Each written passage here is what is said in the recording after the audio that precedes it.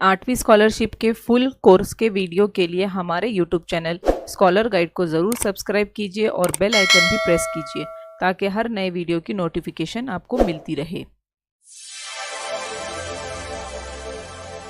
उर्दू ज़बानदानी में यूनिट 2 ज़ख़ीरे अल्फाज का आज का हमारा आखिरी सब यूनिट है 2.8 इस्तिलाहात।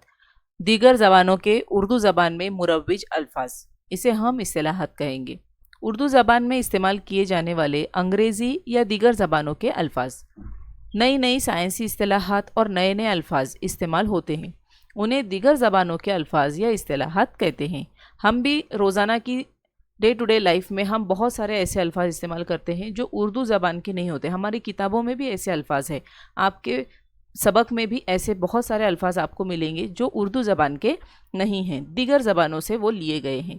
हमारी मादरी ज़बान में मुख्तलिफ़ इलाकों और कारोबार के नए नए अल्फाज का इजाफा होता रहता है। उर्दू ज़बान में दीगर ज़बानों की बहुत सारी इस्तिलाहात मुरव्विज है। आज के तरक्की याफ्ता दौर में दुनिया के तमाम मुल्कों से हमारे ताल्लुकात और उनकी ज़बान और बोली में कहे जाने वाले अल्फाज का इस्तेमाल हमारी बोली में जैसे कि वैसे मुरव्विज हो गए हैं।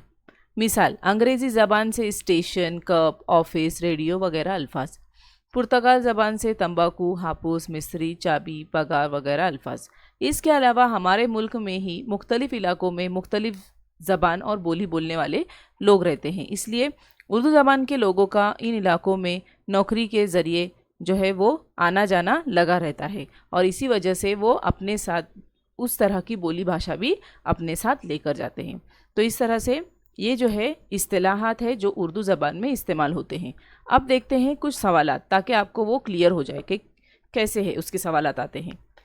झेल में से कौन सा लफ्ज़ उर्दू का नहीं है, यानी उर्दू का नहीं है, फिर वो कोई भी ज़बान का हो सकता है, तो उर्दू नहीं है वो हमें तलाश करना है। घंटा, स्टेशन, बाजरा, प्याज। तो देखिए यहाँ पे घंटा, बाजरा और प्याज ये उर्दू के हैं, लेकिन स्टेशन अंग्रेज़ी का लफ्ज़ है, तो 2 नंबर का ऑप्शन सही है। अगला है, झेल में से कौन सा लफ्ज़ गैर उर्दू नहीं है। देखिए यहाँ पे थोड़ा सा अपने को कंफ्यूज किया गया है, आपने कंफ्यूज नहीं होना है, बिल्कुल ठंडे दिमाग से हमारे को सवाल को पढ़ना है। गैर उर्दू नहीं है, सबसे पहले हम देखते हैं कि गैर उर्दू यानी क्या। गैर उर्दू यानी जो उर्दू नहीं है ना। गैर उर्दू सपोज़ हम फ़र्ज़ करते हैं कि वो अंग्रेज़ी है, तो वो अंग्रेज़ी नहीं है, यानी गैर उर्दू नहीं है यानी उर्दू ही है वो।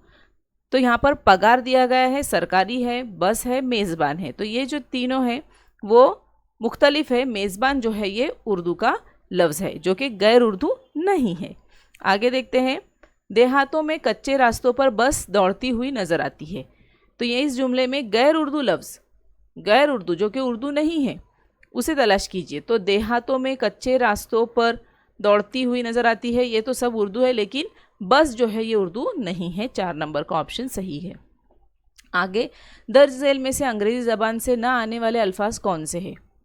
अंग्रेज़ी ज़बान से ना आने वाले, पेन, आतिश, कप, मास्टर।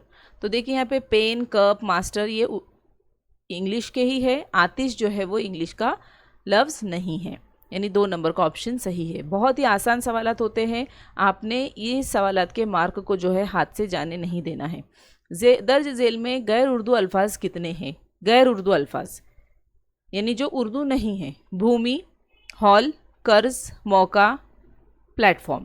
तो देखिए यहाँ पे भूमि, हॉल और ये प्लेटफॉर्म, ये जो 3 हैं जो गैर उर्दू दिख रहे हैं। कर्ज, मौका ये उर्दू है, तो यहाँ पर जो 3 जो है, 3 का ऑप्शन नंबर 3 है वो हमारा सही है। इसी तरह के और भी सवालात है, आप उसे हल कीजिए, मश्की सवालात, और आप अपनी किताब में से भी इस तरह के अल्फाज को तलाश कीजिए और मश्क कीजिए।